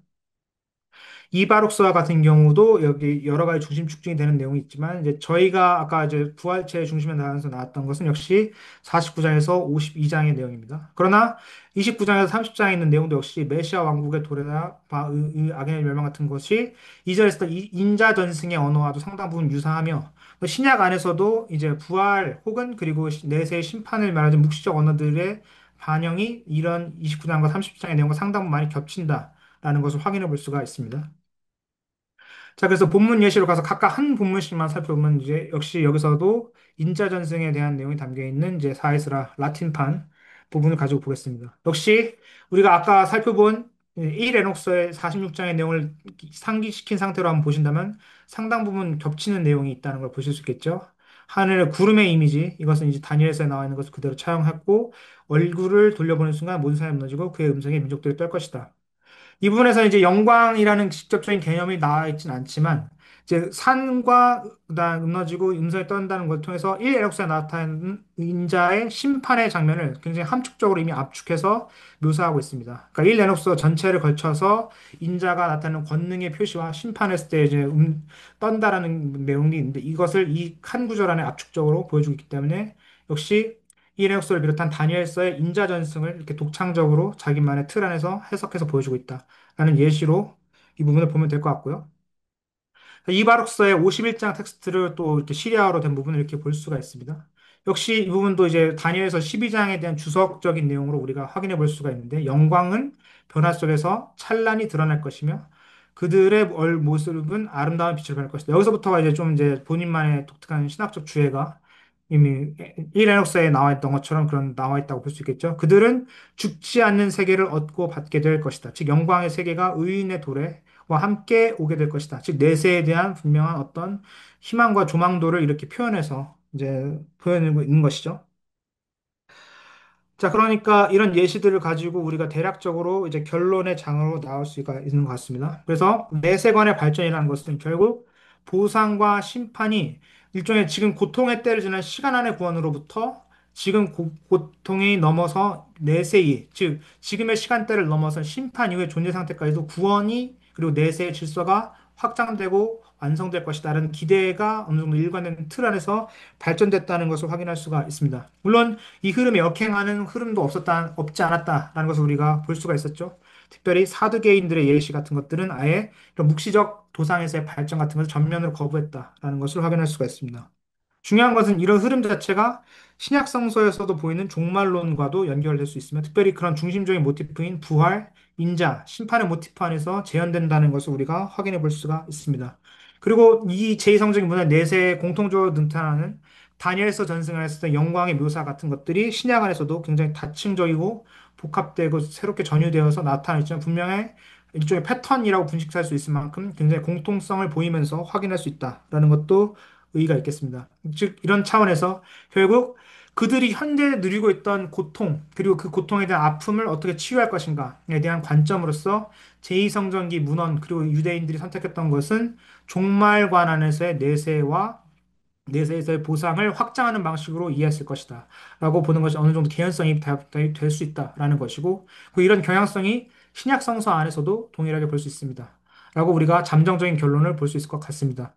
특별히 파루시아가 지연되는 당혹스러운 현실 앞에서 예수의 좀 임박한 종말로 곧 이 현 시대에 구원이 있을 것이라고 믿었던 그 초대교회의 믿음이 다니엘서가 이제 점차적으로 그 시간을 코드화하면서 종말을 미루는 전략으로 했던 것과 유사하게 당장 예수가 오지 않다 할지라도 내일 예수를 볼 것 같은 현재 윤리로 살아야 된다라는 내용으로 그러나 종말의 언어와 내세에 대한 언어는 구체화시키고 있지만 역설적으로는 현 시대 안에서의 윤리 상황과 도덕적인 당위성을 공동체 안의 역사에서 강조했던 것처럼 제2생존기 문화 안에서 나타나는 내세관의 발전과 현실 사회에서 요구하는 율법에 대한 실천의 양상 역시 상당 부분 괴가 같이 되고 있다라는 부분도 우리가 한번 복기해 볼 필요가 있을 것 같습니다.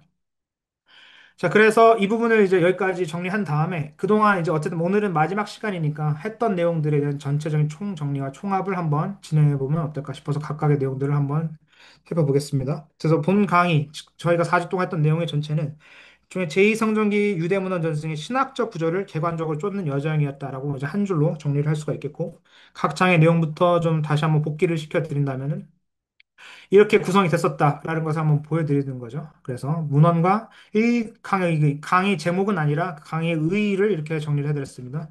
문헌과 기억 설정의 장, 공동체 정체성 구조를 탐색하는 장, 계시 인격화 중재자 구조가 어떻게 이루어지는지를 분석하는 장, 그리고 종말과 내세 보상의 패턴화를 알아보는 장으로서 각각의 강의가 구성되었었다라고 보시면 될 것 같습니다. 그래서 1강의 내용으로 복기를 해서 우리가 보자면 결국 제2성전 유대문헌이란 정경, 외경, 위경, 사회문서 등등의 다양한 전승의 문헌군을 포함하는 그런 문서들의 총합이라고 볼 수가 있으며 단순한 문헌 분류로서 이것들을 접근하는 것이 아니라 기억된 전승이 얼마나 폭넓은 스펙트럼 안에 저장되어 있었는가를 보여주는 그런 문헌집이 제2성정기 문헌들이다라고 할 수가 있습니다. 즉, 이것은 이후 다양한 전승층들이 어떻게 상호작용을 통해 서로 해석되는 과정이 외연이 넓어지며 동시에 공동체 속에서 어떤 공동체적 이상향과 모습을 낳으며 최종적으로 어떻게 구원을 얻으며 그들의 삶이 어떻게 진행되어야 되는지를 명시하는 토대가 이 문헌들 안에 기억의 장으로서 기능할 수 있었다라고 확인해 볼 수가 있습니다. 두 번째 장, 여기서 이제 율법과 경계 표지를 담으면서 우리가 했던 것은 결국 율법은 하나의 그 히브리 전승에 대한 제한이나 규범으로서 기능하는 것으로 멈추는 것이 아니라 공동체 정체성의 경계선을 기능하면서 그들의 해석에 자신의 삶을 신학화하는 그런 도구로서 활용되었다라고 할 수가 있습니다. 그래서 토라는 공동체에 의해서 해석되고 실천되며 살아있는 기억을 전수하는 전승으로서의 역할을 할 수 있었다라고 볼 수가 있겠죠. 그리고 해석된 전승은 더 이상 단순한 전달이나 메시지, 그냥 활자나 계시라는 그 개념적 차원으로 끝난 것이 아니라 공동체가 응답하고 해석하여서 수행할 수 있었던 실천적인 신학의 틀로 작동할 수 있었다라는 것을 우리가 확인해 볼 수가 있는 것 같습니다.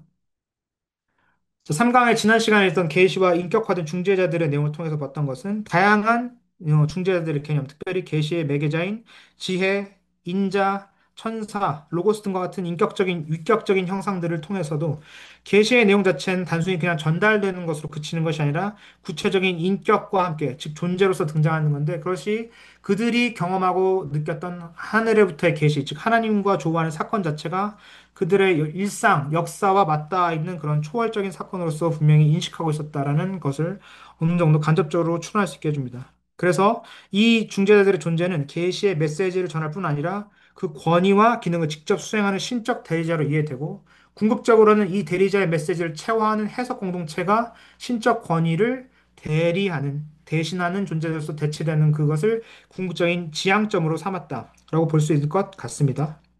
그래서 계시로의 내용과 그것을 전하는 중재자 사이와 그것을 해석하는 해석 공동체 사이의 구분이 사라지고 계시와 중재자의 존재가 하나로 결합하는 그 경향을 추구하고자 했던 것이 이런 중재자들의 내용을 정리하면서 우리가 볼 수 있었던 하나의 중요한 흐름이다라고 볼 수 있을 것 같습니다. 네, 그래서 이것은 둘째 슬라이드 내용까지 저희가 미리 이렇게 진화해서 했던 내용이라고 할 수 있겠고, 자, 그래서 오늘 한 내용을 다시 한번 또 한번 짚고 넘어가겠습니다. 4강의 내용 안에서는 결국 이제 하나님의 뜻과 종말적인 계획을 역사의 끝에서 실천된다는 어떤 일종의 시간관에 대한 믿음과 공통점을 같이 지향했다라고 볼 수 있을 것 같습니다. 제2성경의 문헌 전체가요. 그래서 그 성취는 부활과 심판, 보상과 악인의 멸망을 통해서 드러날 수 있게 되는데 이를 통해서 의인과 악인은 영원히 분리될 것이며 고난과 불의 그리고 우리 현 세대에서 맛보는 부조리가 종말의 때에는 완전히 해소될 것이다 라는 기대감이 있었다는 것을 볼 수 있습니다. 또 이를 통해서 인간 문명과 공동체 질서가 새롭게 재편될 것이라는 희망 역시 그들이 같이 공유하고 있었다라고 볼 수가 있겠습니다. 그래서 이런 종말적인 완성이란 것은 제2생존기 문헌의 종말론안에서 네 가지로 나타나는 공통된 신학 구조라는 것을 통해서 확인할 수가 있는데 계시가 전달되고 그 계시를 받은 공동체가 함께 묵시 공동체로서 해석 공동체로서의 정체성을 형성하며 또한 중재자를 통해서는 계시가 구체화되고 실현되는 과정을 거친다. 이것이 세 번째 단계가 되겠죠. 그리고 이 모든 계시의 내용은 종말의 시간대에서 완전히 다 이루어지게 된다를 결합하는 것으로서 우리가 이것을 확인할 수가 있게 됩니다. 그래서 이런 종말에 대한 패턴화된 흐름 안에서 하나님의 다스림에 대한 묵시적 희망, 유대 공동체가 갖던 희망은 고난받는 공동체가 실제 역사적 사건에서 이것을 맛보게 될 것이다라는 실현된 약속을 항상 예언적인 그 희망 가운데 함께 기술하면서 제시되고 있었습니다.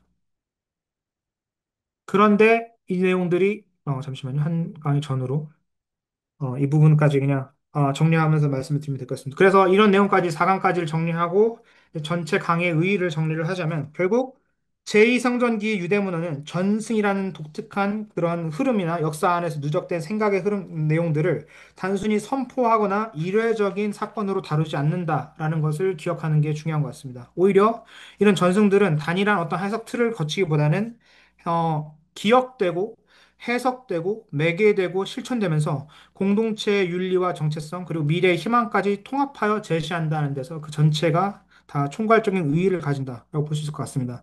그래서 이런 문헌들을 따라가는 것은 단순히 과거의 메시지를 복귀하는 것이 아니라 공동체 안에서 살아 움직이는 실천적인 신학으로서 이들이 가졌던 세계를 엿보는 일종의 사상사적 궤적을 되짚는 과정이었다라고 이해해 볼 수 있을 것 같습니다. 그런 의미에서 전승은 단순한 전달이나 기록이 아닌 기억의 재구성이었다는 것을 다시 한번 기억해 볼 필요가 있겠고, 그렇기 때문에 과거의 계시를 자신들만의 신학화된 언어로 시간표로 이해하고자 했던 그 사람들의 노력이나 의의가 담겨 있던 것이 어떤 의도였을지, 그걸 통해서 현재 안에서의 계시를 실현한다는 것이 그들이 가졌던 의미가 무엇인지를 한번 살펴보는 것이 중요하다 할 수가 있겠습니다. 그런 차원에서 전승은 유대인들이 향유했던 히브리 전승을 비롯한 제2성전계에 확장되고 해석된 전승들은 더 이상 과거의 말이 아니라 그들에게 있어서는 해석되고 적용되는 살아있는 기억이자 그 자체가 일종의 형식이 된다라고 볼 수가 있겠습니다.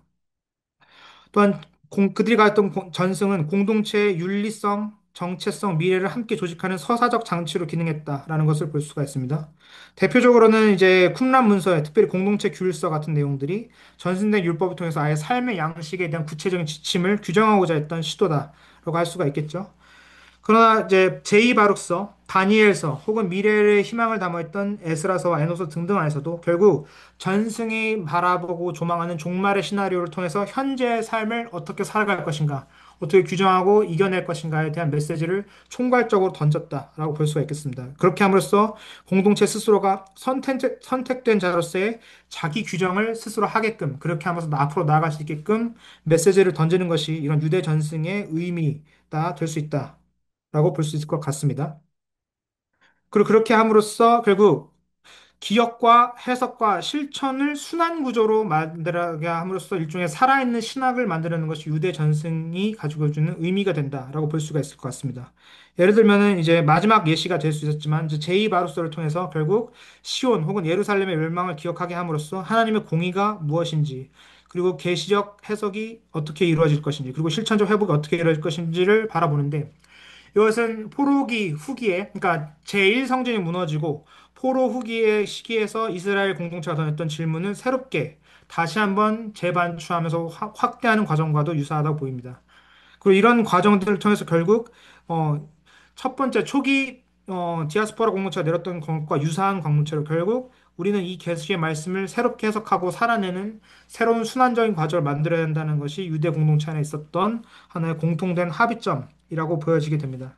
그래서 기억된 전승이 해석된 계시로 다시 받아들여지고 그것을 다시 실천하는 윤리로서 순환하로 만들어 한다는 그 과정을 통해서 결국 유대 전승, 특별히 제2성전기의 유대 문헌에 남겨있는 전승이란 결국 상황에 따라 재활성화되는 신학적 의의와 그 문서의 집합들로서 우리가 이것을 이해할 수 있어야 된다라고 보면 될 것 같습니다.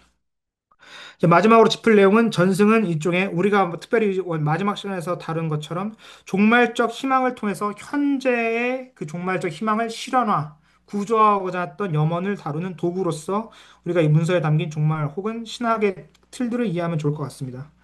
특별히 단순히 과거 전승을 그냥 재현하는 것을 멈춘 것이 아니라 현재 맞이하고 있는 위기, 정체성의 위기가 됐든 아니면 이제 실제적인 침략의 위협을 맞닥뜨리는 그 상황이 됐든 간에 그것을 결국 과거에 있던 내용을 재해석하여 미래의 질서가 선취적으로 지금 현재 이루어질 것이다라는 소망을 조직하는 방식으로서의 제2성경의 문헌들이 이런 종말에 대한 패턴화가 이루어졌다라는 것을 볼 수가 있는데 이런 네 번째 항목 같은 경우는 사실 신약 성서 안에서도 우리가 읽어낼 수 있는 동일한 문화적이고 해석적인 전략이다라고 볼 수 있을 것 같습니다. 즉, 결국 종말의 희망을 담지함으로, 그러니까 만약 신약 성서가 사두개적 영성과 묵시적 내용을 완전히 제거한 신학적 틀을 받아들였다면 지금의 성격들과 완전히 다른 성격의 문서들로 규정되고 새롭게 쓰였을 수 있는 확률이 높겠죠.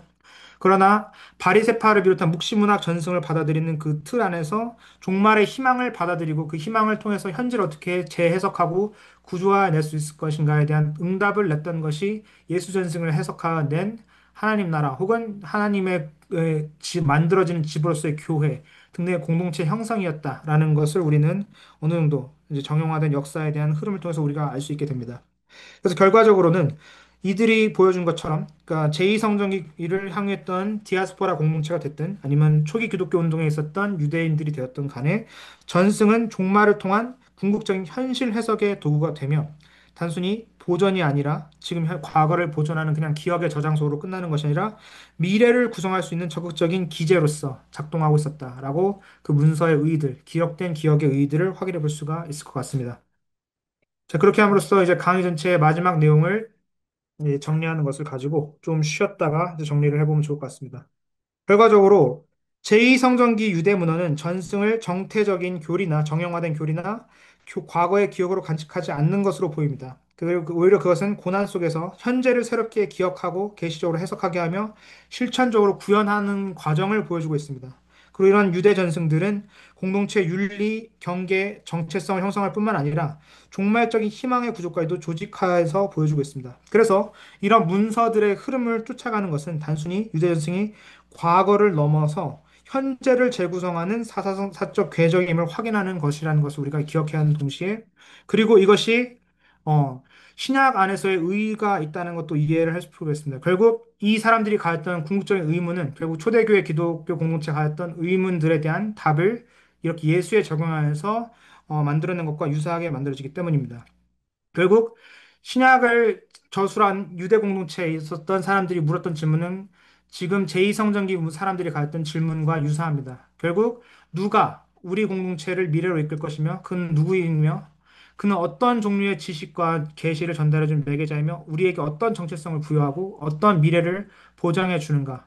신약은 이 질문에 대해서 결국 예수가 어떤 존재인지를 상세하게 기술함으로써 당시 유대 공동체 사람들이 가졌던 궁금증에 대해서 이렇게 설명해주고 있습니다. 그는 결국 하나님의 아들이자 인자인 동시에 하나님의 나라라는 진리와 비밀을 우리에게 깨닫게 해줬으며 그 하나님의 나라를 통해 형성된 새로운 선택된 이스라엘, 새 이스라엘이 함께 만들어가는 종말적인 나라에 이를 때까지 함께 우주적인 차원으로서의 교회라는 공동체와 함께 성장해야 할 것이다. 이 시나리오를 신약 안에서 녹여서 각각의 저자들이 공유하고 있었다라고 보여지고 이것은 철저히 유대적 사고관 안에서 유대인들이 종말적 패턴 안에서 다했던 질문을 이제 초대교회의 예수를 경험한 자들이 예수 안에서 새롭게 자신들만의 방식으로 답하고 직조했던 것이다라고 이해할 수가 있겠습니다. 자, 이 부분에 대해서는 이제 아까 후반부에 있는 내용에서 정리했기 때문에 간략하게 그냥 내용만 보시면 되겠습니다. 결국 그래서 제2성경의 문헌을 배회하는 것의 의의가 이렇게 제목만 읽고 넘어가도록 하겠습니다. 각각에 대해서. 계시 전승을 스펙트럼하면서 제2성경의 문헌을 통해서 결국 신약 계시의 이해 토양을 우리가 가질 수 있게 됩니다. 그리고 공동체의 정체성과 토라에서의 긴장을 통해서 결국 신약이 만들어질 때 생겼던 동일한 긴장과 해석에 대한 다양성, 긴장과 그것 통해 또 만들어지는 공동체의 기억들 역시 우리가 어떤 과정에서 형성되었는가 한번 역으로 추적해 볼 수가 있게 됩니다. 세 번째, 특별히 중재자의 개념의 발전, 다양한 위격적 매개자와 중재자의 개념이 신약 안에서는 예수와의 적용돼서 혹은 신적인 계시를 적용하는 다른 존재들과 비교해서 어떤 의미를 가지는지, 그래서 그것이 예수의 이해에 어떤 상관성을 가지는지를 일관되게 볼 수 있기 때문에 이런 문헌들의 배경을 보는 것이 의미가 있다. 볼 수 있을 것 같습니다. 마지막으로 이제 오늘 마지막에 살펴본 내용, 종말론과 내세 패턴의 구조화를 통해서 이 부분이 신약의 종말론의 직접적인 경향성, 특별히 묵시적 종말 패턴을 확장하는 경향과 맞물려 있다는 것을 확인하면서 이것들의 의의를 한번 되짚어 보는데 중요한 전거가 되기 때문에 제2성전기 문헌을 복귀하는 의도와 의미가 있다라고 할 수 있을 것 같습니다. 자, 그래서 이제 종합적인 결론을 이제 읽고 정리하도록 마지막으로 진짜 이게 진짜 마지막이 되겠네요. 알겠습니다. 그 다음에 이제 Q&A 시간을 아마 이제 가지게 될 것 같은데.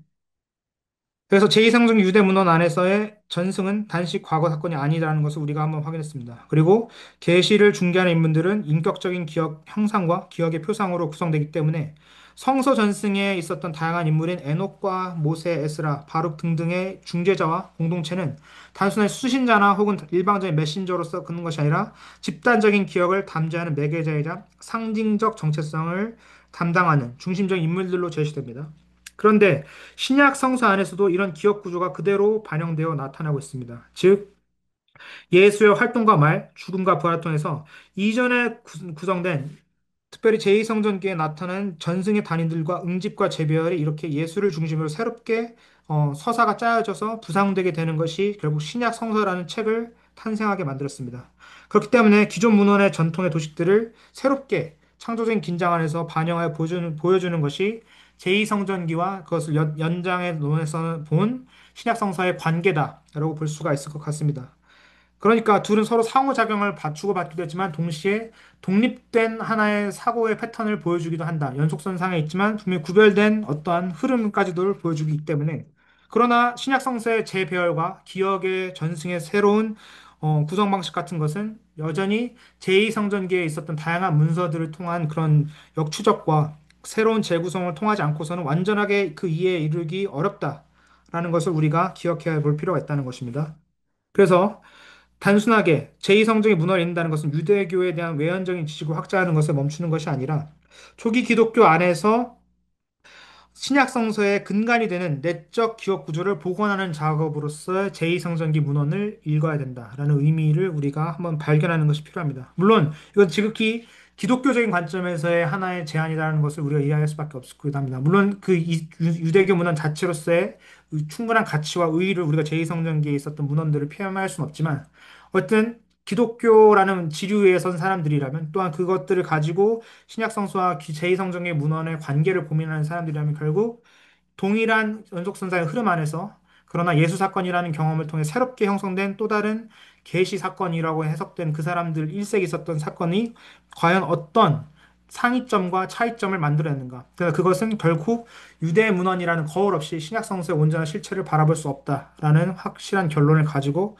우리가 이 부분을 한번 정리해 볼 필요가 있다라고 정리를 해보면 좋을 것 같습니다.